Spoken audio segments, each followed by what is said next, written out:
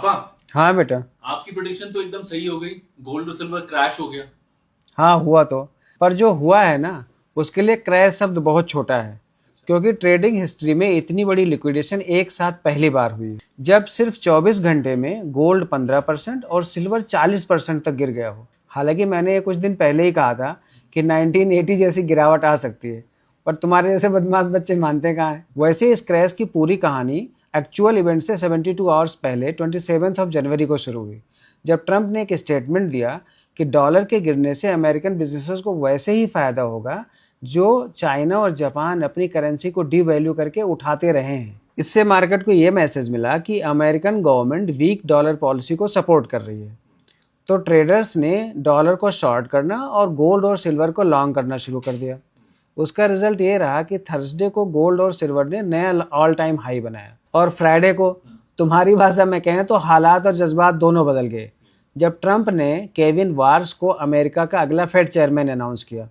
इससे मार्केट को झटका लगा। क्यों? क्योंकि पूरा अमेरिका जानता है कि केविन वार्स एक हार्ड मनी हॉक है जो इजी मनी प्रिंटिंग के अगेंस्ट है।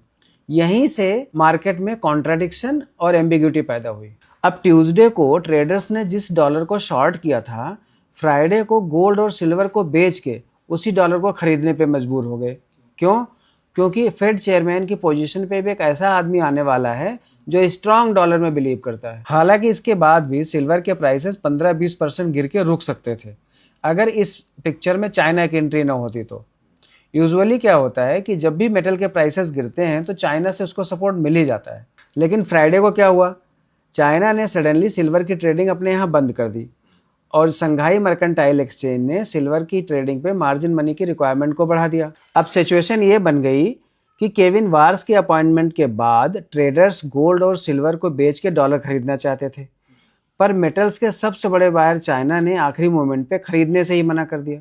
इससे मार्केट से लिक्विडिटी चली गई और एक ऐसा वैक्यूम क्रिएट हुआ जिसके अंदर सिल्वर के प्राइसेस गिरते चले गए, और इसी वजह से एल्गो सेल ऑर्डर्स ट्रिगर होने लगे और पैनिक सेलिंग की ये चिंगारी पूरे मेटल मार्केट में आग की तरह फैल गई और एक ही सेशन में $4 ट्रिलियन सोहा हो गए। पापा, तो अब इतनी फ्लक्चुएशन में हम आगे क्या करें? देखो, फ्लक्चुएशन तो मार्केट का सबसे खूबसूरत पार्ट है, प्रोवाइडेड आपने अपनी ग्रीड पे काबू कर रखा है। आज के कुछ दिन पहले जब सब लोग ग्रीडी थे, तब मैंने कहा था थोड़ा सा फेयरफुल रहो, और आज जब मार्केट में इतना फियर और पैनिक है तो लॉजिक तो यही कहता है कि थोड़ा सा ग्रीडी होने में कोई नुकसान नहीं है।